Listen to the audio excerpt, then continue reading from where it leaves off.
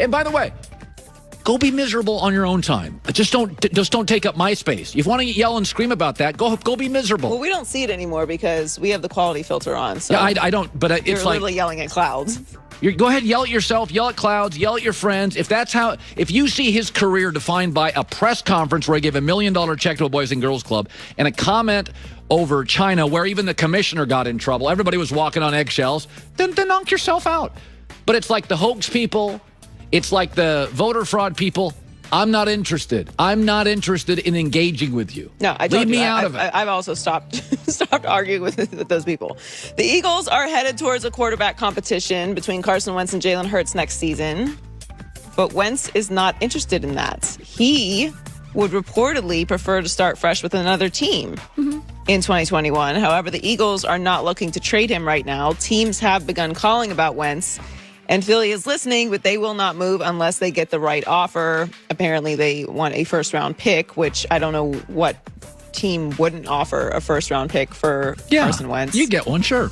I would imagine you would get more than a first-round pick for Carson Wentz. How about Carson Wentz just saying this? Listen, the minute you drafted Jalen Hurts and he looks pretty good, you got a quarterback, so let me go. I mean, if Jalen Hurts wasn't there, then you could be like, okay, I got a new coach. But in the end, among the other things, you drafted a quarterback. He played. He was pretty good. And you benched me. Yeah, so I'm out.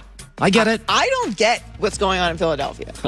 Maybe I'm missing it. I'm not seeing the forest through the trees here. Have you ever had somebody in your life that you thought was really upstanding and ethical, and then in one instant you're like, oh, they're awful? Yeah. You've had that? Yeah.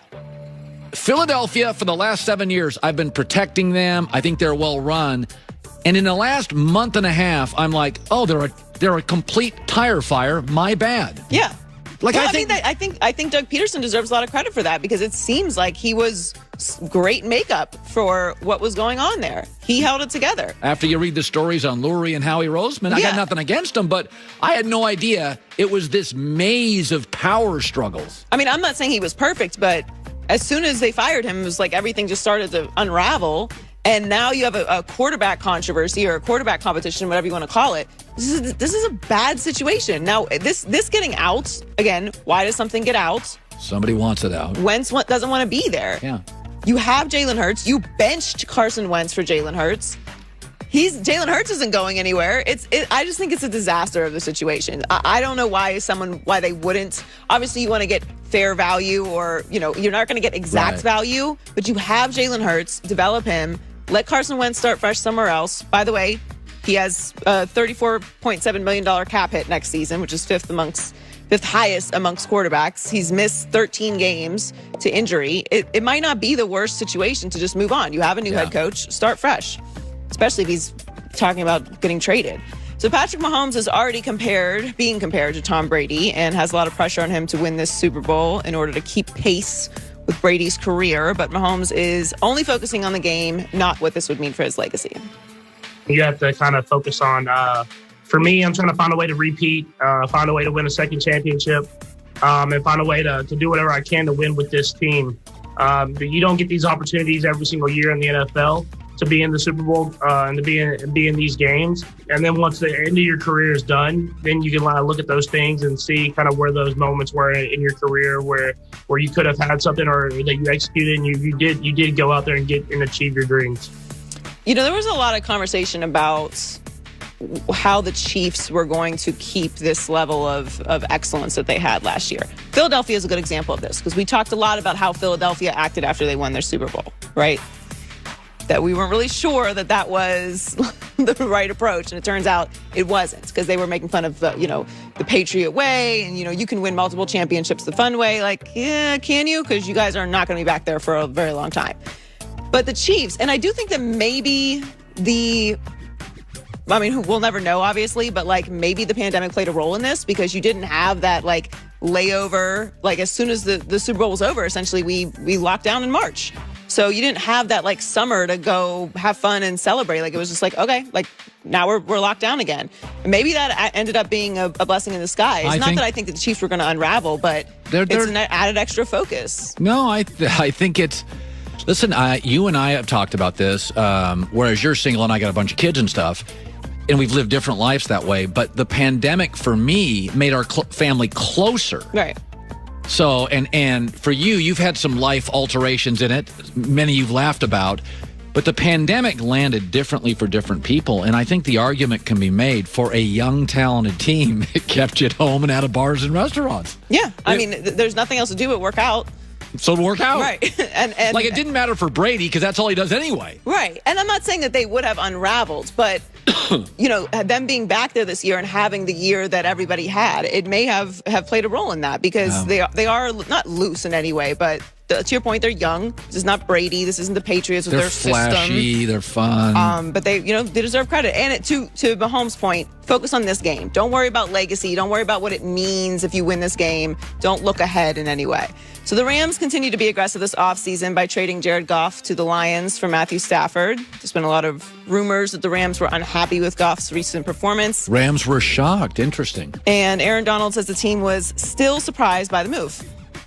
I'm pretty sure everybody was shocked with it, but you know, Stafford's a great quarterback. I'm excited about having him with the team. A veteran guy that know the game, that been playing the game at a high level for a long time. You know, it was a business decision that the Rams organization chose to make. You know, I will always love Goff. You know, that's my brother forever. But you know, I guess things didn't work out how they wanted to, so they made a change. I find it surprising that the team was shocked that he was traded.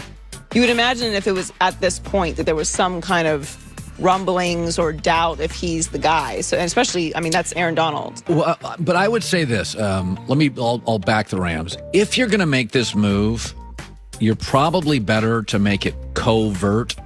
You don't want players talking about it. You're probably better be an upgrade. Players can't. I mean, listen, again, COVID, we're all sitting around. Last thing you want is that thing to get out for 6 days and players start defending Goff. Right. And this was like, Jared's gone. Oh, we get Stafford. Okay, I'm good. There's been no controversy around it. No, I agree. I like the way that they handled it and that they're not, you know, bashing Goff on the way out. Remember when Peyton Manning went to Denver? This is really interesting, Joy. So Tebow was wildly popular there. We knew he wasn't any good, but he was wildly popular. Elway went and got the one guy on the market you could get. And everyone would be quiet about it.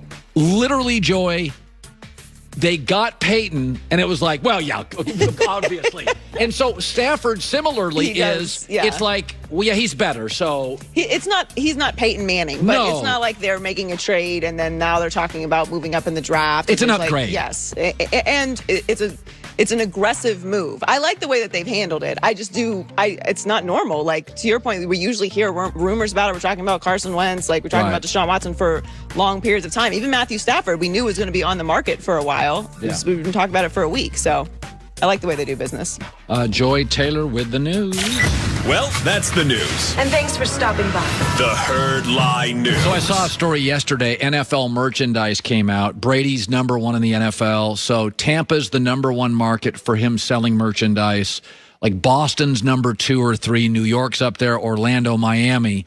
So Tom is still selling a lot of merch up in Boston, his old stomping ground. And he still has nice things to say. Yesterday, he was talking about the Patriots and what a good time it was. And here's Tom Brady talking about his past, and it just has such warm feelings about it. Obviously, anytime you change teams, you don't know how it's going to go. But I think there's been incredible support that I've had from, all the, for the team I used to play for, all the New England fans. And, I still obviously have a great affection for New England. And, I said the other day, my kids were born in Boston. So, I have a lot of love for Boston and all of New England and the incredible support over the years. Again, it was an amazing 2 decades of my life. Am I the only person, and maybe I am, but the Patriots now with Brady feels like a long time ago? They're irrelevant. Tom's going to be the only guy that gets 2 statues, one in New England, one in Tampa. They're irrelevant. They're so bad and Tom's so good, they don't matter. And remember this, and we kind of predicted this. We said, in Boston, the Patriots aren't the Celtics or the Red Sox. They're not even the Bruins. Those teams, Bobby Orr, Phil Esposito, the Red Sox history, the Celtics, Bill Russell, those teams were dominant in the 60s, 70s, 80s, 90s. Even if the Red Sox weren't winning titles, they were such a part of the sport. I mean, I'm a kid that grew up in Seattle. In the 70s, here comes Freddie Lynn and Jim Rice and Louis Tiant and Carlton Fisk. Like, the Red Sox were a draw then. In the 80s, they were better than the Yankees. That's never been the Patriots. The Patriots were a mess forever. The stadium was a mess. Didn't make any money. Miami, was the team on the coast, or it was Pittsburgh, or it was the Giants. I mean, they were a mess forever before Tom Brady. Parcells was good for about 45 minutes, but he left. Pete Carroll came in. That didn't work. That's why they've never had any sustained success without Brady. Hell, Belichick couldn't win the year before Tom started, and he couldn't win the year after he left. I just don't think New England ever understood in the moment how much of this, how transformative Tom was as a personality. Do you know there are 123 professional sports franchises in America?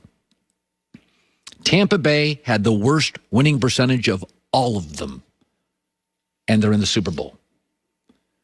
The Patriots are just not a relevant franchise. They never were. The Celtics, even in down years, you can feel them lurking. When the Red Sox are down this past year, they're rebuilding. They'll be